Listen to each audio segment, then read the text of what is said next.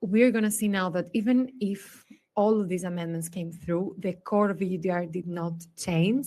So first, the deforestation-free rule stays as originally drafted. All commodities still must come from land that has not been deforested from 31st December 2020, and also the legality requirement stays intact as well. So all products must still be produced in compliance with the relevant laws in the country of production. And if we take in the next slide, a bit more technically, operators also still need to provide full traceability to the plot of land with precise geolocation. All the data requirements remain unchanged for the ones that are still in scope. And when it comes to the enforcement of the regulation by the member states, the penalties are also exactly as originally designed, with authorities being able to impose fines up to 4% of the annual turnover or move on with confiscating goods and revenues that are non-compliant.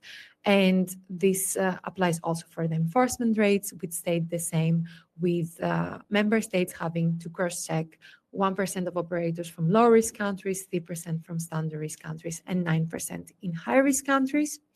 So I think a small recap is that even though the timelines and responsibilities are shifting, the intensity, at least of enforcement for the operators that remain in scope, is fully preserved. So in general, the EUDR amendments brought a significant number of changes. Some were fundamentally reshaping how companies need to implement compliance. Others are far more technical, essentially. But before we go any further, let's recap what has actually changed. At the high level, we see a few things standing out. First is the enforcement timing, of course. This was one of the most debated points from the very beginning of the simplification negotiations, and the outcome now is 1 year delay of the enforcement compared to the original timeline, which also had 1 year delay there even last year.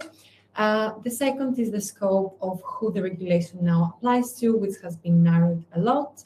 Now only the first operators, meaning the importers and producers, are required to submit a due diligence statement into traces. So we discussed about the narrowed scope of the EUDR now, which means that downstream operators no longer have to submit due diligence statements. They actually rely on upstream operators doing their job properly, essentially.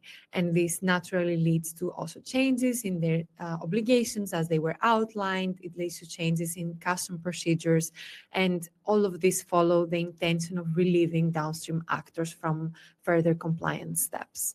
And finally, one notable addition was the formal introduction of micro and small primary operators as a distinct role that have access to a simplified process of due diligence, which essentially, if we dumb it down, is aiming at supporting small farmers inside the EU, since none company outside of the EU can benefit from this.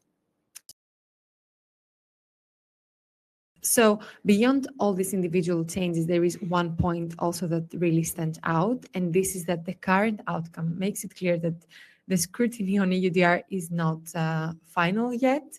And as of the final agreement, the Parliament also voted to a mandatory simplification review, which is scheduled for April next year.